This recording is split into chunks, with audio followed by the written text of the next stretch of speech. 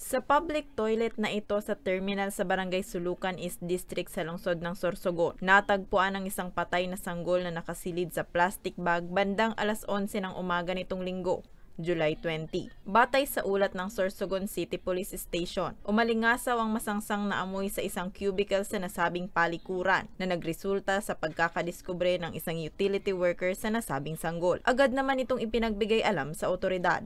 Conduct sila ng investigation doon sa area para ma-determine kung sino yung possible na nag-iwan ng nasabing fetus, but walang tayong nakakitang sino man or nakapansin na may pumasok, and then yung mga CCTV na supposed to be nasa area is hindi nagpa-function according sa barangay na nakakasakop doon sa terminal na yon.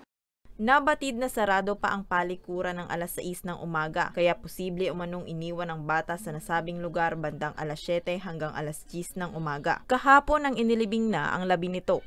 6 a.m. ng July 20, doon palang inopen yung CR kasi nung gabi sarado yon, parang sinasarado nila pagkatapos ng may period lang, tapos bubuksan ulit pag alas 6 ng umaga. So ibig sabihin, iniwan siya between mga 9-10 a.m. hanggang doon sa ng discovery ng time na 11 a.m.